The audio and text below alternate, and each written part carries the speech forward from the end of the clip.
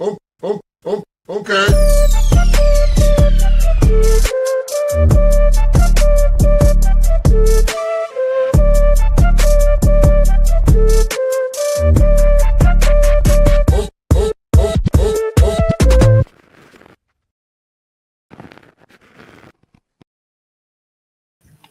Well, good afternoon, everybody, and welcome to the Daily Herold here on Badlands Media. I am your host, Jon Herold, and got a pretty good show lined up for you today. Here in about 15 minutes or so, I'm going to be joined by David Brat, a former congressman.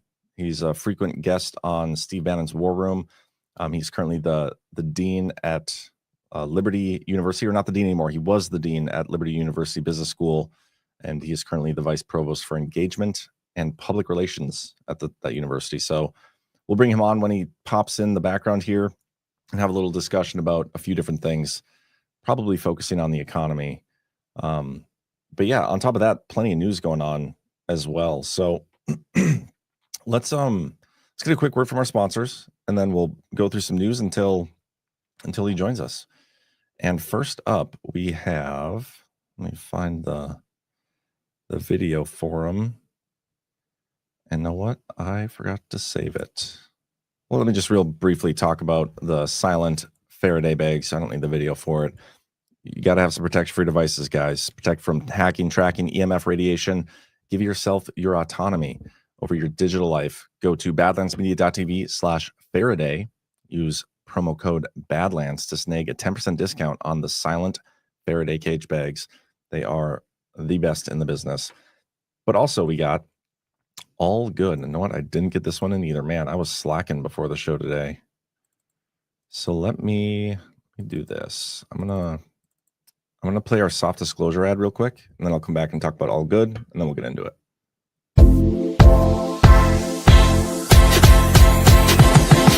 Deodorant should do more than cover you up. It should protect you all day long. Dude, the deodorant stick is legit. I like the mint one.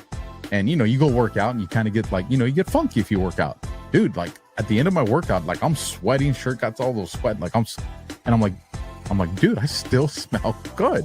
Like I absolutely love it. If you guys haven't tried it, try it. That's the difference with Soft Disclosure. No aluminum, no chemicals, just clean, natural ingredients that fight odor and keep you fresh through every workout, every meeting, every moment. I've always struggled with the you can't use aluminum deodorant because you're going to die if you use it kind of thing, because all of the non-aluminum deodorant products suck pretty much. Yeah. This is different. This is all day. You're all day good, and you're not putting any of that disgusting chemicals right near your lymph nodes. Soft Disclosure deodorant, real protection, real freshness, built on truth. Available in mint and lemon grapefruit. Visit softdisclosure.com and use promo code Badlands for 15% off. Soft Disclosure. There you go, guys. Softdisclosure.com. Some amazing products, and one of the best ways to support Badlands Media as a whole, because we own it. We also got All Good. Making self-care great again with All Good. Ready to flaunt gorgeous, healthy hair? Try the deep conditioning tallow hair mask and let your locks shine. All Good uses only clean, purposeful ingredients like 100% grass-fed tallow and organic cold-pressed oils, all packed in glass containers. Pure goodness inside and out. Try All Good's no-tox smoothing serum to rejuvenate and tighten your skin naturally. No toxins, no parabens, no sulfates, no BPAs, and no BS. Grab yourself a bundle with All Good favorites to see what all the buzz is about, and don't forget to leave your review. Shop at badlandsmedia.tv/allgood, and a portion of your purchase goes directly to support Badlands Media. Use promo code Badlands for 5% off plus free shipping over $75. That's badlandsmedia.tv/allgood. And we do have Joanne Coach. Got to say, I'm loving the Soft Disclosure products. Love that. Love that, Joanne. Thank you. All right, let's get into a few things. And again, when Dave Brat gets on, we'll bring him right into the studio. But first up, no update on the Doge website, kind of expected. But we did get an update on the presidential website, because we finally got the executive order to, whoops, let me pull that back in. We finally got the executive order to designate Antifa as a terrorist threat. Designating Antifa as a domestic terrorist organization. I'm going to read through this whole thing because it's kind of short, and then I have some comments on it because I'm not sure where we go from here. I was expecting a foreign terrorist organization. The domestic one, there's a lot of leeway. Like, a lot of this is open to interpretation. We'll get into it. Antifa is a militarist, anarchist enterprise that explicitly calls for the overthrow of the United States government, law enforcement authorities, and our system of law. It uses illegal means to organize and execute a campaign of violence and terrorism nationwide to accomplish these goals. This campaign involves coordinated efforts to obstruct enforcement of federal laws through armed standoffs with law enforcement, organized riots, violent assaults on immigration and customs enforcement, and other law enforcement officers, and routine doxing of and other threats against political figures and activists. Antifa recruits, trains, and radicalizes young Americans to engage in this violence and suppression of political activity that employs elaborate means and mechanisms to shield the identities of its operatives, conceal its funding sources, that's the biggie, and operations in an effort to frustrate law enforcement and recruit additional members. Individuals associated with and acting on behalf of Antifa further coordinate with other organizations and entities for the purpose of spreading, fomenting, and advancing political violence and suppressing lawful political speech.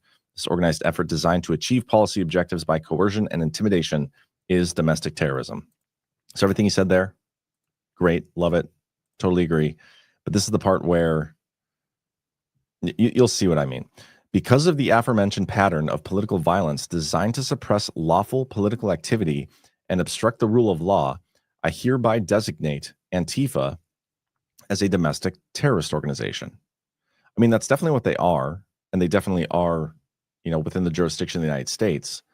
The problem is there is no like official list of domestic terror organizations. Like, that's not a real thing. And different agencies within the United States have different definitions for what it even means. And I'll show you that here in a minute, too. I'll just finish reading this.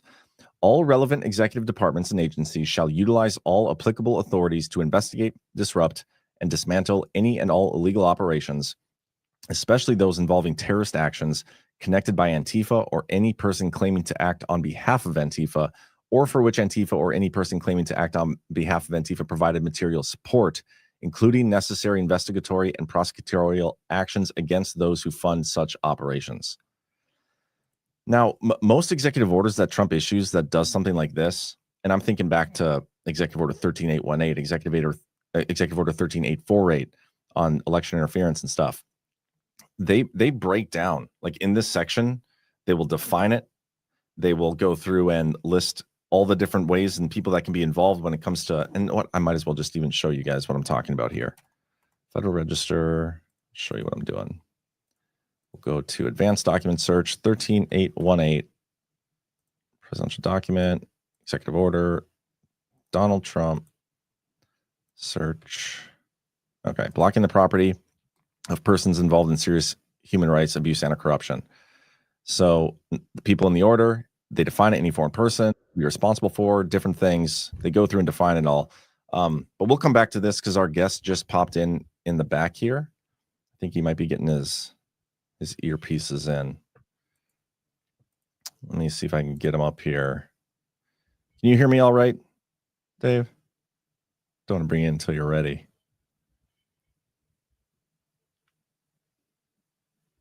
So hold for processing, guys. Dave, if you want to give me the thumbs up, I'll bring you in when you're ready. You're good? Okay.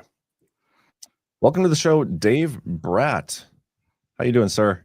Hey, doing great. Thank you very much. Excited to have you here. Welcome to Badlands Media. We got a really good community here, and I'm excited to expose them to you. I know you've been on War Room a bit, but I want to get into a little bit of your background. You are a former congressman, representative for Virginia.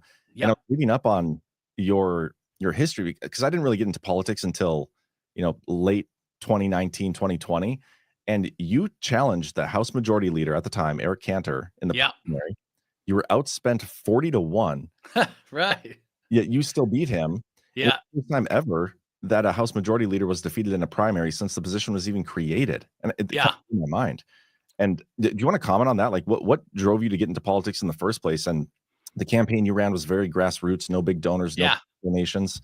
You want to comment on that at all? Yeah, well, I don't really go into detail on it too much because it's a little time intensive. But I was helping in the Virginia Senate for 7 years, pro bono, college economist at the time, teaching liberal arts school, which I love: philosophy, ethics, history of thought, economics. And I was going to run for the Senate, and the guy that was in the seat said, you want to run? And I said, yeah. And then they said at the end, well, the machine doesn't want you. And so then I said, I don't know about this machine stuff. I'm just an economist guy. So I waited 2 years. I ran for delegate, and they machine said, no, we don't want you doing that. And they put a young man in and arranged so there was no election. And I said, I don't know if I'm liking this machine too much. I said, who's the head of the machine? And they said, that guy.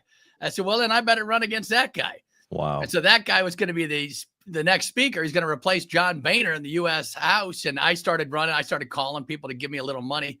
And they were just hilarious. Dave, the CEOs in the area. Have you ever read Don Quixote, Dave? I heard that one a million times. You read Don Quixote, Dave? And I'm like, whatever. And I just had faith that in a blind contest, right? No one else is nuts enough to run against a speaker if you're in politics because your career's over. Well, I wasn't in politics. I was an economist. So I'm like, I don't care. Yeah. And I think the voter, if they go in blind but in a booth, right, I think I can win. Yeah. And so I won. Yeah, good for you. That's an amazing story. I know later on they redistricted, and maybe we can get into your thoughts on election. Yeah, I'm going to hit my lights on 1 second here. Sure. I just realized I didn't hit my lights. I look like I'm on the half of the dark side of the moon. There we go. Let there be light. It's always good. Yeah. Maybe later we can get into election stuff, but I do have some questions I want to get into before that. Sure. Right now, you were the dean at Liberty University for the School of Business, and you in 2023 you became the vice provost for engagement. Yep. And considering what we went through this last couple of weeks with the Charlie Kirk assassination, and your experience at these universities, can you comment on like the wokeness that is instilled in people at the college level? And I'm not saying it's necessarily the case at Liberty, but just generally the issue that presents across the country. Oh, it's a tremendous.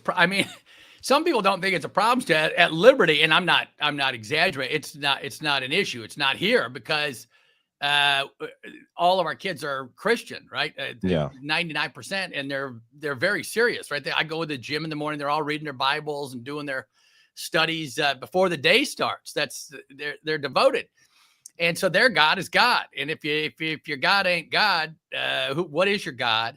And then usually, if you don't believe in God, a lot of people, they look in the mirror in the morning and there is a conscience. Everyone's got a conscience. So they don't like what they see and they get upset at the world. And so that's kind of the post-Marxist, deconstruction people. They're upset with the universe. And if you're upset with the universe, then you love the deconstruction of everything in God's design, right? The nation state, the family, education, the pursuit of truth, all of it, right? And so at Liberty, we're fortunate, right? We don't have that problem. But across the country, you see now 30 years of this, of seriousness, right? And philosophy kind of broke down at the beginning of the century. I can go over that in another talk. Then the deconstruction folks come on, and the post-Marxists, Foucault and Derrida and all these guys, Richard Rorty at Harvard, and they've deconstructed truth in its totality. So other schools aren't even pursuing truth, right? So it's not just woke. It's the absence of truth in the university system, right? And so what are they doing, right? All these donors have no clue. 20 years ago, I worked with all liberals in academia. Liberals were fun, right? They meant well. They cared about kids. They didn't want war. They wanted bigger government. So that was my main, problem. They're not as religious. They're not into first principles, and the founders. But in general, they were nice people. They're gone. They're all gone. All the old liberals are gone. Now we got in these hardcores, and it's a war. It's a spiritual war. It's a war of ideas, and it ain't over, right? You just saw Charlie this week, just an absolute tragedy.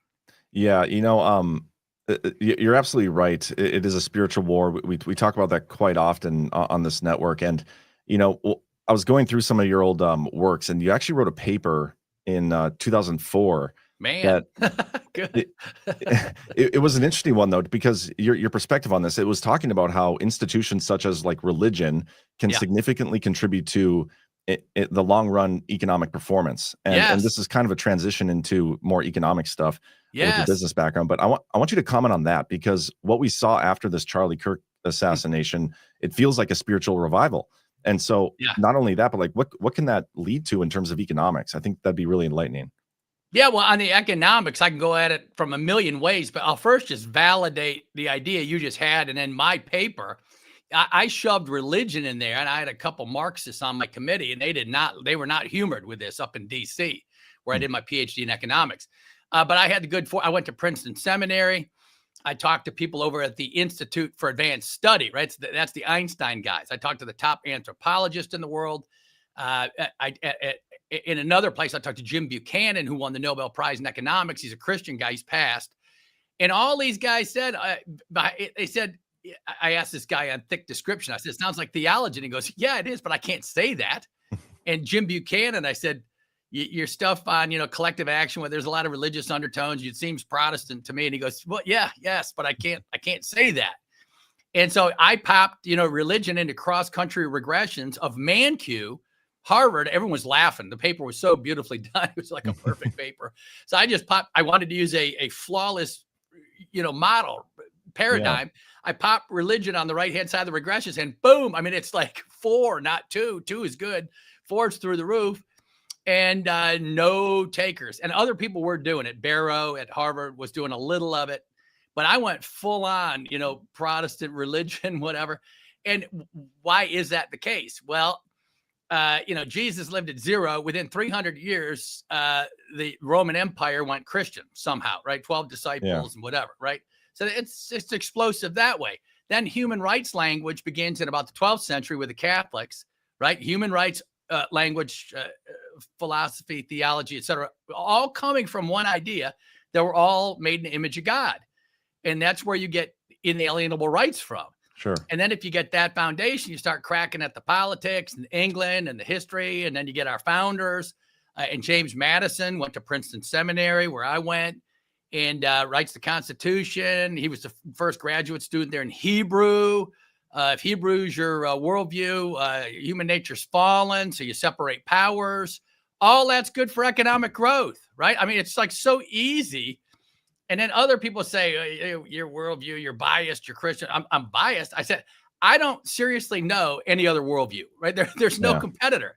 So if you ask people like, do you have a substitute system of thought? System is the key word. I was going to teach systematic theology 30 years ago. Wow. That's why I went to seminary. And people say, why'd you leave? I said, I didn't leave.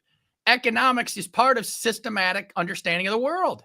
Absolutely. And God is a part of the systematic understanding of all of Western Civ. And so it's just a war now. And the Christians have become so weak that we don't assert it right back. No, you're the ones without any explanatory power whatsoever.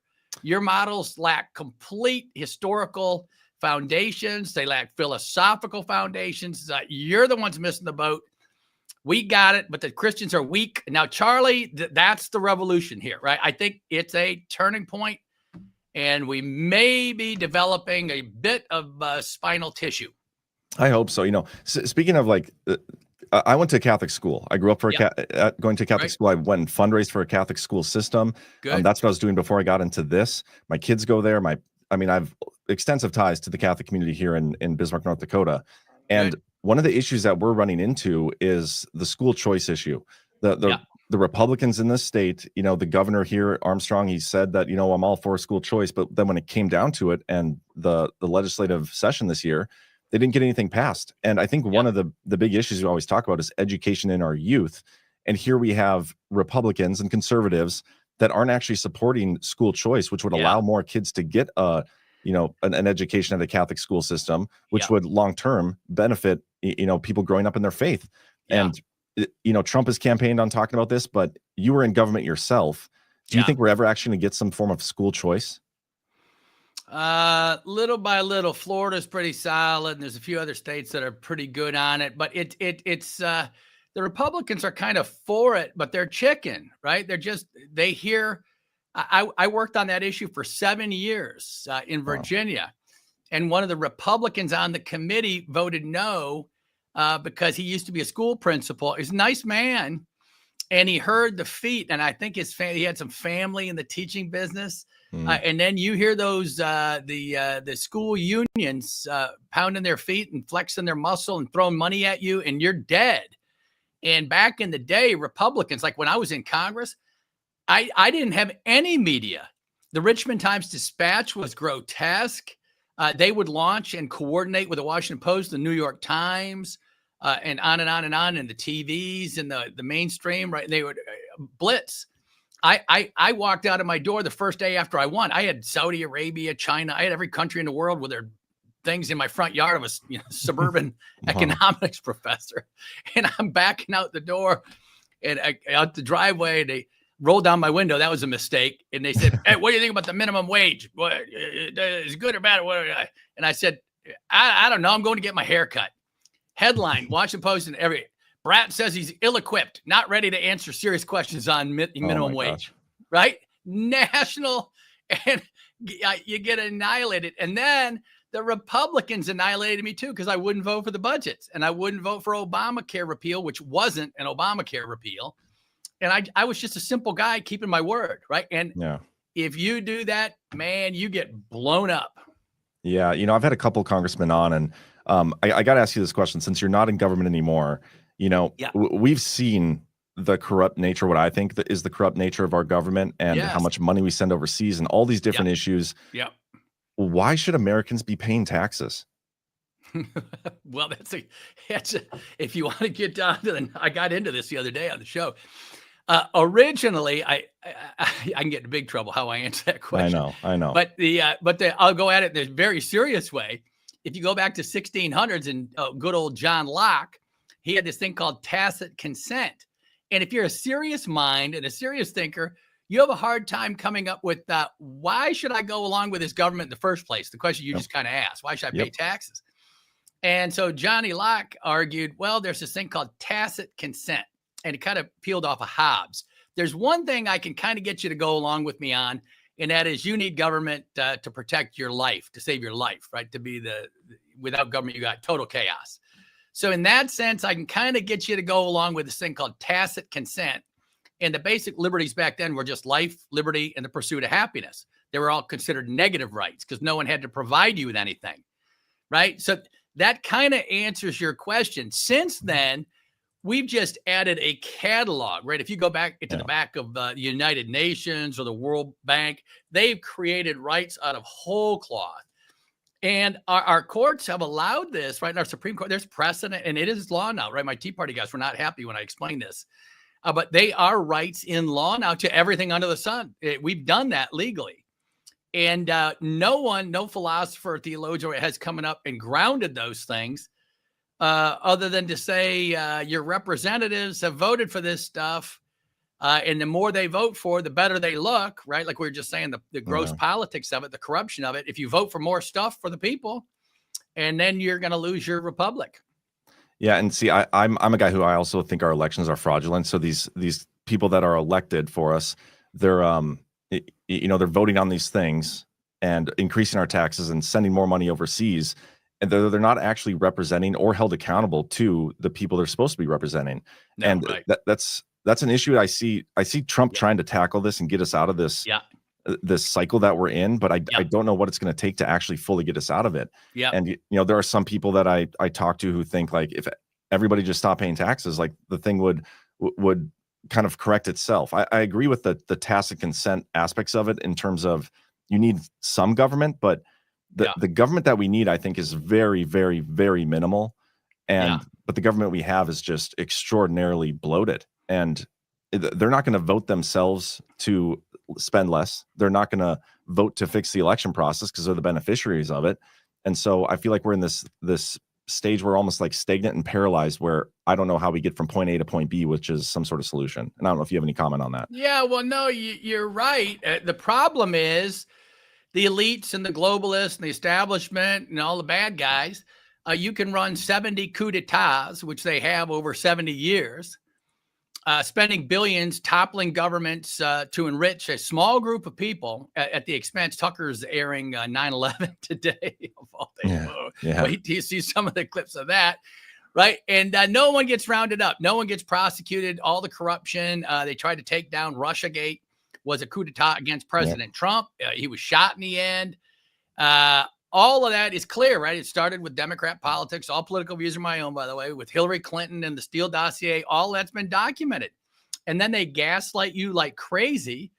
And they say, you're the Russia guy after they do the Russia thing, right? Yeah. And this is every story is identical to this, right? So I'm just using that one. But if you, and no one gets rounded up, no one gets arrested after 2008 financial crisis, total fraud, total corruption, no one goes to jail. But if you don't pay your taxes, or if you're a conservative, they'll find you so fast. Yep. And so this I'll just differ with you a bit and put it this way. The counter to your argument is that Kamala Harris got 49% of the popular vote. So you can say it's the politicians and whatever, but it's the people, right? The people are voting for $7 trillion budgets. They keep putting the same people back in office. There are radicals on the left now in San Fran and Chicago and New York City, radical, right? Communists, right? Crazy religious, radical folks running in New York City. And the people are just going to let it happen. And so, you can kind of say it's the elections, it's this and that, but there's a lot of people that are getting paychecks in Virginia, right? I had to run in the middle of Virginia, people getting Virginia checks from being in state government and the federal government right north of you. Try that someday, right? Yeah. I guess my counter to your counter would probably be, I don't believe she got that many votes. And I know there's Trump keeps saying it's rigged. And I'm curious to find out how much. I know we're talking about addressing the election system. I hope we get something really tangible there, because the midterms are coming up and then the elections after that. And I do view Trump as kind of our last opportunity to fix some of these things. One more question, and then I'll give you a closing thoughts. With your background in business and economics and the financial state of everything globally, cryptocurrency, Bitcoin has become this huge thing. Like it's not going anywhere. I'm curious what you think of Bitcoin, Trump, the strategic Bitcoin reserve and the other stuff he's doing with crypto. Where do you see that industry really going in the next 5-10 years? Yeah, and that is not an area of expertise for me at all, and I'm not giving any advice or whatever. The only thing I'll say about it that I love, and that scares me from a BRICS point of view, is the DeFi, right? The decentralized, away from the federal government, the Federal Reserve. If you go look at stats, I got charts out at Brat Economics of everything that's gone wrong since 1971. I mean, you'll be shocked, right? You used to have 5 kids, now you got 2 kids and can't buy a house, and everybody knows the story, right? And then to give this DeFi, the most powerful way of showing what that means is the BRICS. If they are able to tie any currency to gold, number one, a real money and a real store of value, and if they can blockchain it, right, so that they no one's going to park their money in China or Brazil or Russia, right? You got to be insane, right? But if they got a gold-backed currency that's blockchain protected, privacy, security, everything, boy, that's what's powerful about this whole DeFi movement. And so I'm in favor of anything that takes power away from Washington, D.C. And so I'll just leave that part right there. Sure. Didn't one of Trump's, I can't remember which one, Lutnick, I think, doesn't he have his fund gold insured Bitcoin? I'm pretty sure he just launched that. Yeah, I know. And I'm an ultra conservative. If you saw my portfolio, you'd be like, oh my word, I thought you were a smart guy. I'm so boring. I'm so vanilla. There's nothing wrong with that. I don't think. Right. But anyway, where can people find you and follow you? And any closing thoughts you have for the audience? Yeah, Brat Economics is out on Getter and X. I don't do a whole lot of social media there, but if you're to educate your young people, I've got all the fundamentals there. The most important thing in economics is called productivity, right? It's the amount of stuff you make per hour, or the amount of stuff a person makes per year. And the guy at Northwestern University the expert in the world on productivity. He's got a chart, and he's probably a Democrat, right? So this is just standard data in the economics literature. Productivity's been going down for the last 70 years. Wow. And CBO, Congressional Budget Office, has productivity growth at 1.7% for the next 30 years, right? And so is the Federal Reserve, so is everybody else. So what I'm saying is just standard economics. And so whenever you hear anybody saying, cheerleading too much, they're cheerleading too much. And so what causes economic growth? Capital accumulation. Trump's doing pretty good on that one, trying to bring capital back, because if workers work with capital, your wages go up. Yep. Human capital is a disaster in this country. That's 1/3 of economic growth. The literacy rate for poor kids in Chicago is 12%. 12% literacy rate. That's insane. And then technological growth is the other third. We're great on that. MIT and Silicon Valley and the research triangles, but all that growth accrues only to the super rich. And that's why you get income disparities like this, because human capital for the middle class and poor is nothing. The top 10% own everything. And I'm not exact. Go fact check me on everything I'm saying here. And so that's the most concerning part. So the answer to this is, believe it or not, you got to get back to religion, to Christianity. The word, right, in the beginning was the word, and the word was with God, and the word is God. So words matter in our tradition, and literacy matters. The Hebrews and the rabbis are debaters par excellence. That's reason, right? The left mocks us for the lack of reason. You go debate a good Orthodox rabbi, and you tell me, right, there's not reason going on. Yeah. And then our whole tradition, right? Harvard was founded in 1600. And their motto was truth for Christ and church. And all the founders were Christian, all the universities, all the boards, all the presidents were Christian. And so we got to get back to educating, and we got to lead with our own families and take care of our kids and get them smart. And there's no excuse for failure there. You're responsible for a part of the puzzle. And so that's kind of my last word on there. Get people back in the Bible and educated, and you yourself can be successful. And if everybody does that, the country will be successful. Amen. Love that message. Thank you so much for joining us. We'll definitely have to get you back on again. Anytime. Okay. We'll catch you later, Dave. Thank you. Great. Thanks, John. Great show. Thank you. Awesome. That was amazing. I love that ending message too. He is brilliant. Wealth of knowledge. Definitely going to look to get him back on again. So big shout out to Dave for joining the show. All right. Let's get back to what I was talking about, but I'm going to check the chat real quick first to see what you guys think. We should try to get him to a GART, maybe. Just overall, I couldn't really think of a single thing about his message that I didn't like. That was great. All right, chat, you seem to enjoy it, so that's good news. But okay, let's get back to what I was talking about with these typical executive orders, right? When it comes to going after a specific problem, like here Trump is in this 13818, he's talking about a national emergency to deal with a threat. The threat is the serious human rights abuse and corruption, all these different things, and he defines it. He lists all the different aspects to it: the corruption itself, the misappropriation of funds, the transfer or facilitation of it, the entities that are involved in it. He goes through and he breaks it all down piece by piece, and then addresses how to deal with it. He gives definitions, prohibitions, all sorts of things. The executive order we got on declaring Antifa or designating Antifa a domestic terrorist organization is very short and very open to interpretation. And I think that's the problem here. I said earlier, before that interview, that there is no list of domestic terrorist organizations. There's lists of like domestic extremist threats, and some of those get pursued. Like they can add domestic terror multipliers onto crimes that they commit, and instead of them going to jail for like 12 to 24 months, it's 40 to 60 months or something like that. But there's no like list specifically of domestic terrorist organizations, yet Trump designated it that way. We have a definition of it in our U.S. code, 18 U.S. 2331.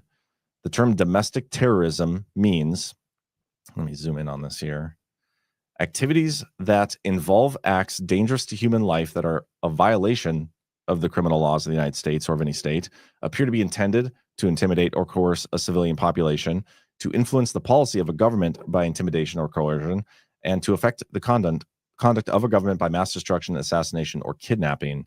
and they occur primarily in the jurisdiction of the United States. But then I was reading up on this even further, and ironically enough, the University of Chicago, their law school, they put out this paper, and I think it was in 2021 or 2022.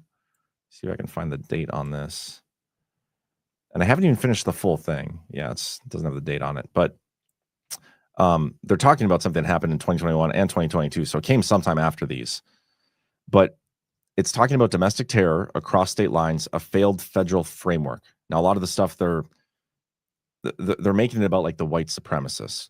They're clearly liberals writing this paper, but some of the points they make about the lack of framework when it comes to domestic terror is valid.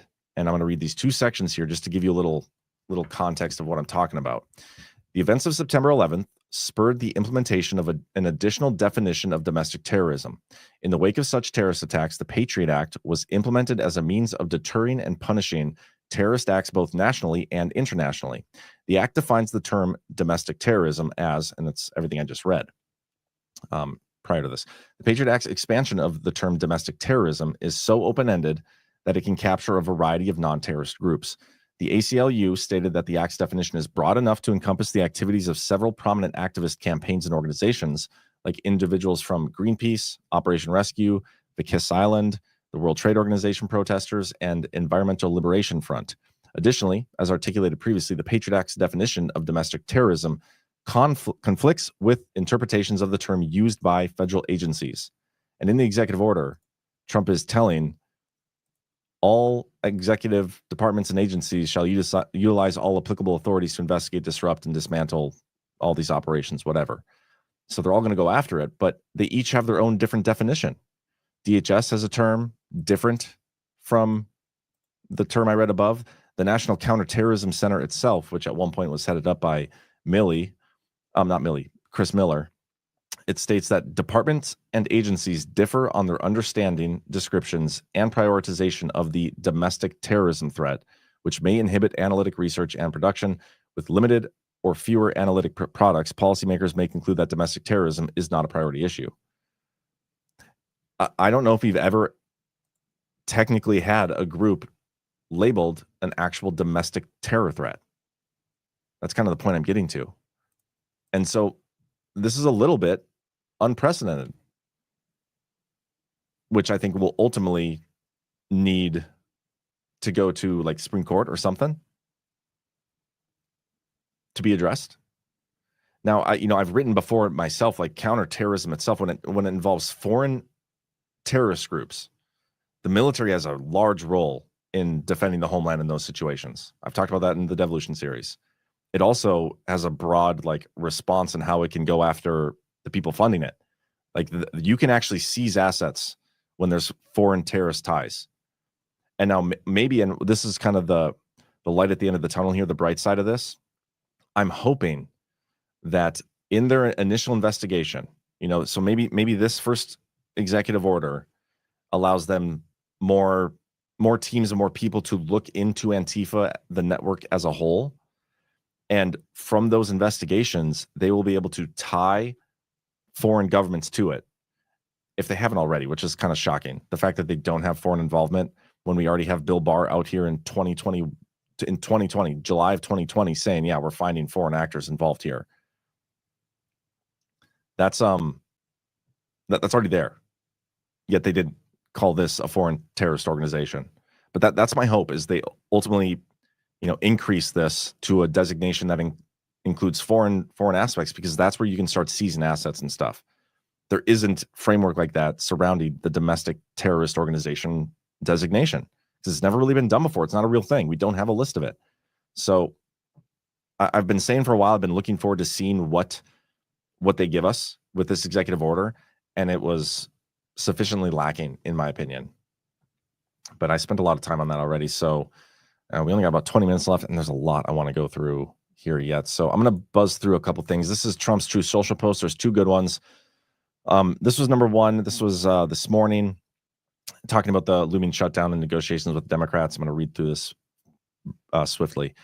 After reviewing the details of the unserious and ridiculous demands being made by the minority radical left Democrats in return for their votes to keep our thriving country open, I've decided that no meeting with their congressional leaders could possibly be productive. They are threatening to shut down the government of the United States unless they can have over $1 trillion in new spending to continue free healthcare for illegal aliens, a monumental cost, force taxpayers to fund transgender surgery for minors, have dead people on the Medicaid rolls, allow illegal alien criminals to steal billions of dollars in American taxpayer benefits, try to force our country to again open our borders to criminals and to the world, allow men to play in women's sports, and essentially create transgender operations for everybody. So he's already listed, like, these are all the things they want to do in order to not shut the government down. All the things Trump has broadly tackled and dealt with so far through his administration.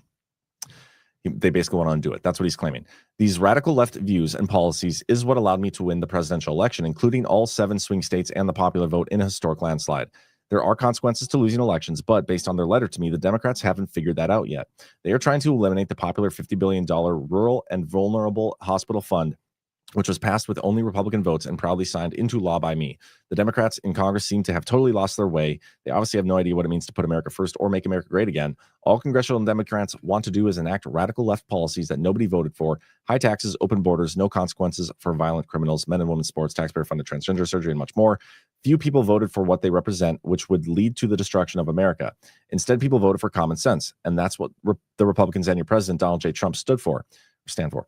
I look forward to meeting with them if they get serious about the future of our nation. We must keep the government open. I don't know about that part. And legislate like true patriots rather than hold American citizens hostage, knowing that they want our now thriving country closed. I'll be happy to meet with them if they agree to the principles in this letter. They must do their job. Otherwise, it will just be another long and brutal slog through their radicalized quicksand. To the leaders of the Democrat Party, the ball is in your court. I look forward to meeting with you when you become realistic about the things that our country stands for. Do the right thing. Donald J. Trump, President of the United States of America. So that was a lot. We're at an interesting standoff here because Trump's saying he's not even going to meet with the Democrats and negotiate with them because they're being ridiculous. But he does leave the door open for them to present some form of negotiation that he would find acceptable. I don't know what that looks like. And I can't imagine Chuck Schumer or the liberals are going to come to the table with anything. And in a weird way, the Democrats think shutting the government down could be pinned on Trump. I think Trump could pin it on the Democrats. I think it benefits us ultimately. Like the narrative and the optics of like, oh, the government got shut down with majority Republicans and Trump in office. That narrative being spread around, they're going to try to spin that as if it's their fault. But regardless of whose fault, we've been talking about it for a long time on this show, on this network. Bring it on. We want the government shut down. We want it. So anyway, let's keep going here. Trump was at the United Nations this morning. There's 2 things I want to show. He did have a True Social post. It was a great honor to speak before the United Nations. I believe the speech was very well received. It focused very much on energy and migration, immigration. I have been talking about this for a long period of time, and this forum was the absolute best from the standpoint of making these 2 important statements. I hope everybody gets to watch. The teleprompter was broken, and the escalator came to a sudden halt as we were riding up to the podium. But both of those events probably made the speech more interesting than it would have been otherwise. It is always an honor to speak at the UN, even if the equipment is somewhat faulty. Make America great again. And I'll show you this. This was while they're going up the escalator. What are the odds? It's working. And then the second he steps on it, it shuts down. Now, you cannot tell me that was not done on purpose. There's no way it wasn't. And I'm just thinking back to Biden and how many times he's had issues going up stairs and going into planes, going on stages, all these things. He's fallen all over the place, right? And we used to go nuts when those things would happen.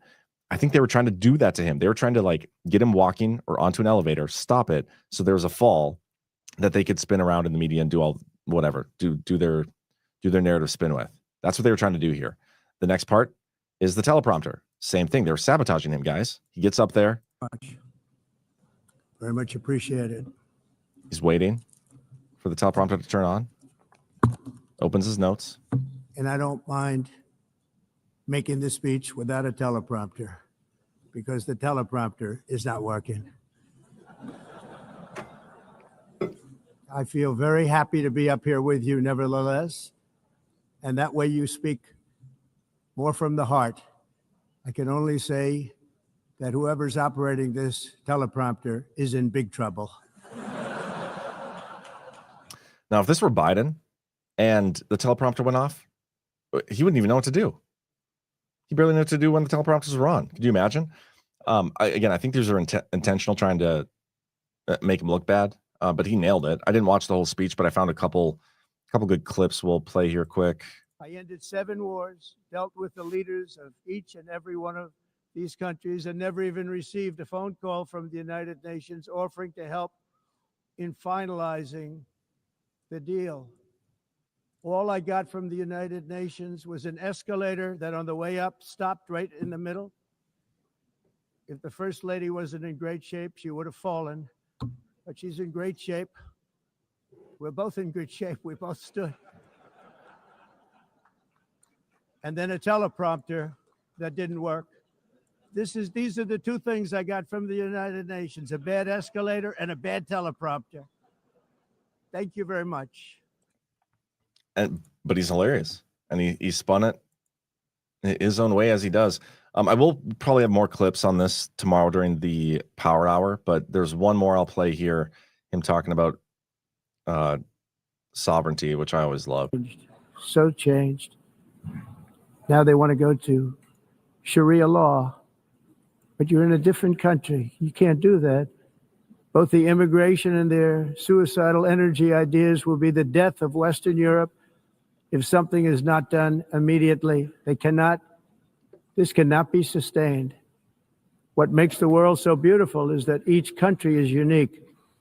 But to stay this way, every sovereign nation must have the right to control their own borders. You have the right to control your borders, as we do now, and to limit the sheer numbers of migrants entering their countries and paid for by the people of that nation that were there and that built that particular nation at the time.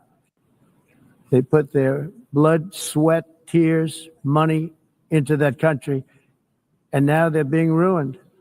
Proud nations must be allowed to protect their communities and prevent their societies from being overwhelmed by people they have never seen before, with different customs, religions, with different everything.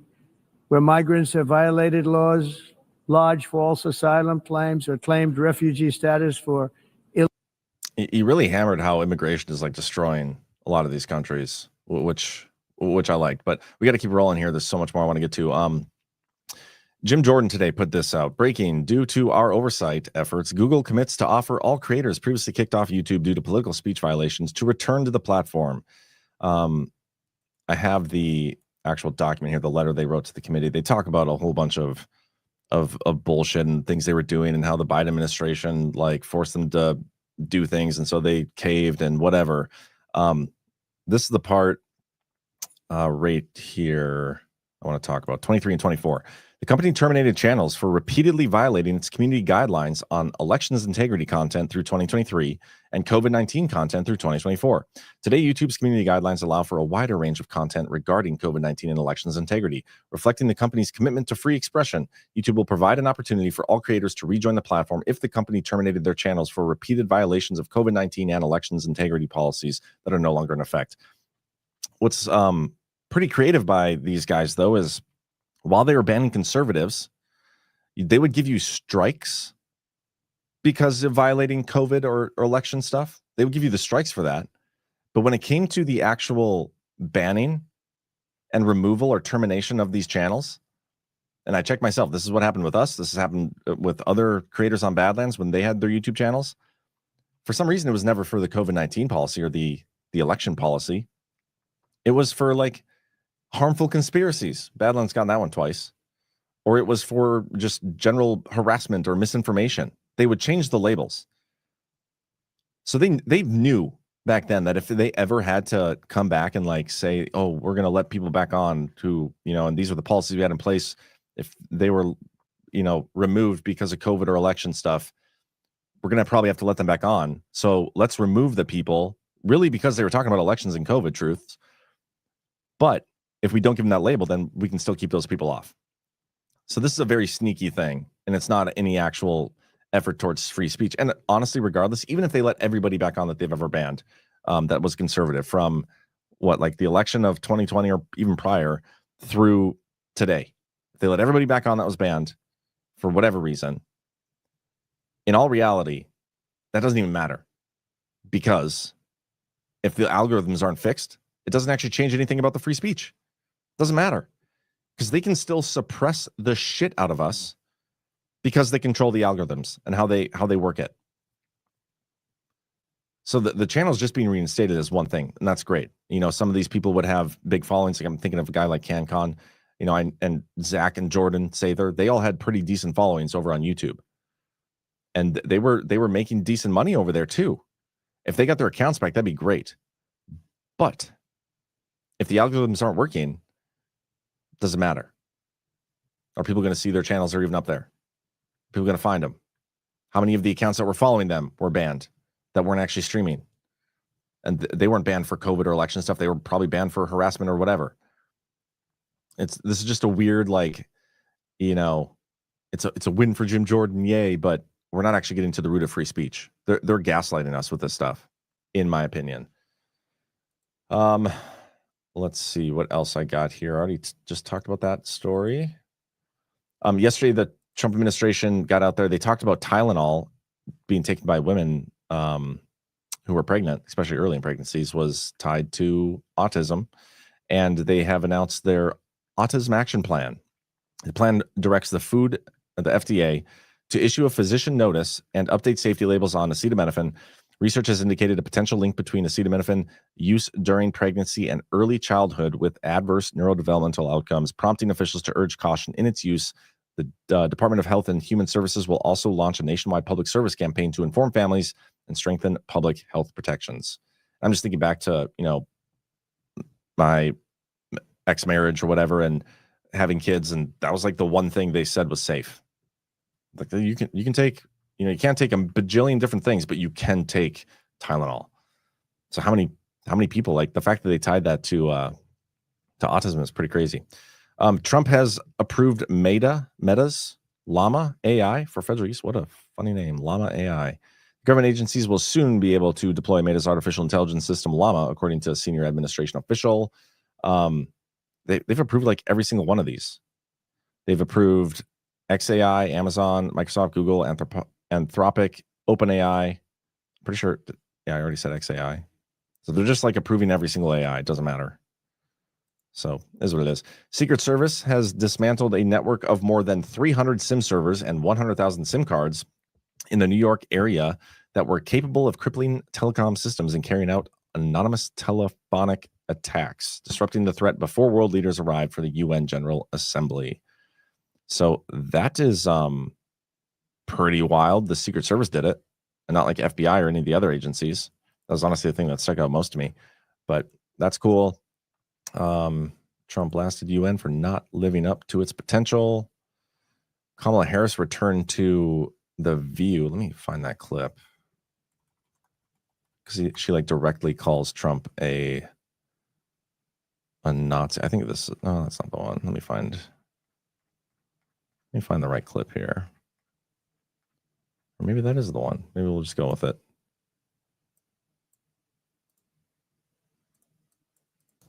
A tyrant. We used to compare the strength of our democracy. I'm going to find the full clip if I can. Yeah, here's the one I want. And right now we are dealing with, as I called him at my speech on the ellipse, a tyrant.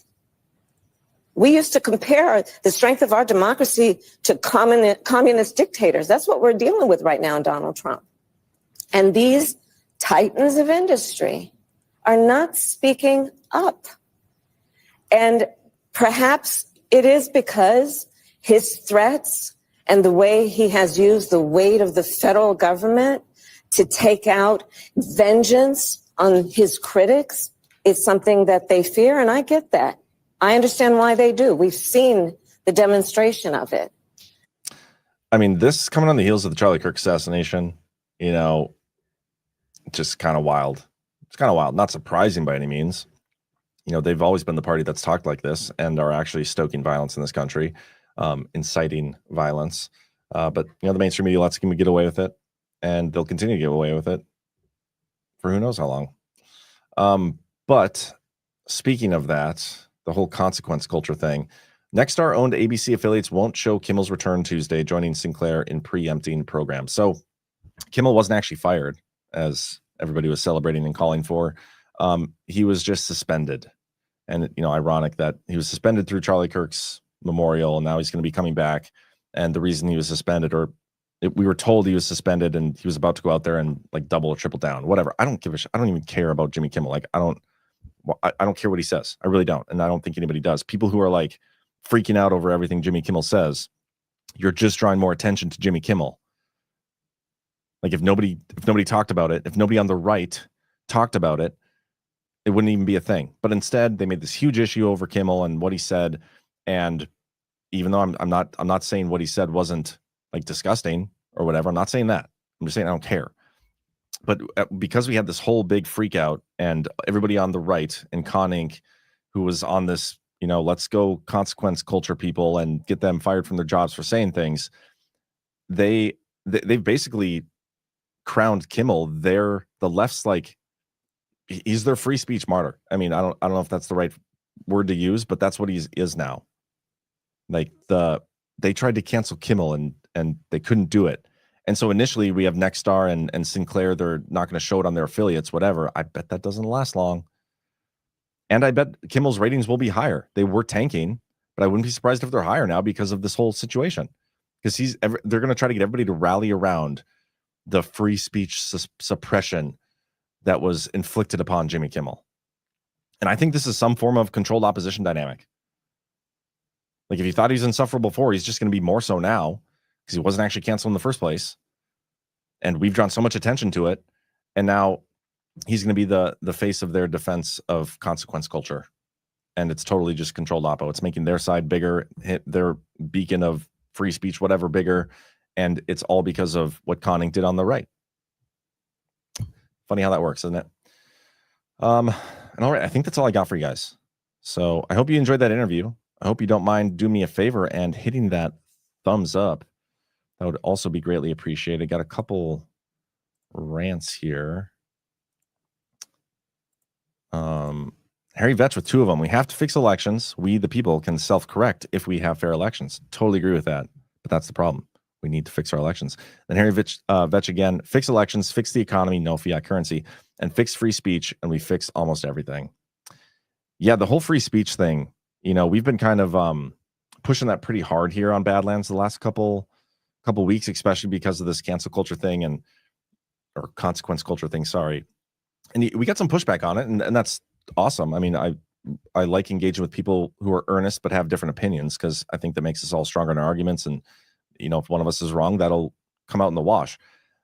But I still don't think we're having the true debate of what free speech needs to be debated when it comes to like the online atmosphere, the online ecosystem.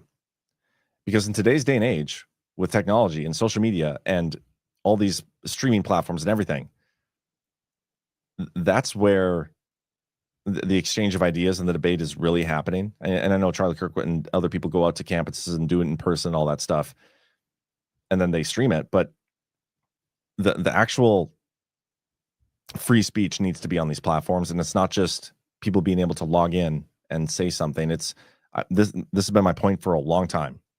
It's the algorithms are the problem. Any one of these social media platforms can dictate the algorithms and show whatever they want to show. And it's a real issue. And I don't know how you fix that. Section 230, FCC, Brendan Carr stuff. I don't know. We'll see what happens, but we shall see. But anyway, guys, do me a favor, hit that thumbs up. Thank you for the rants. Thank you for tuning in. Hope you enjoyed that interview. I'll try to get some of that clipped out and shared around. And other than that, I will see you tomorrow right here on the Daily Herold. You guys have a great rest of your Tuesday.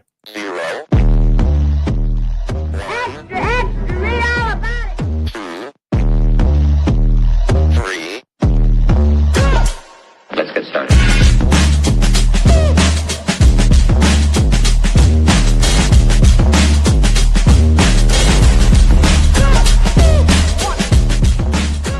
That's what she said.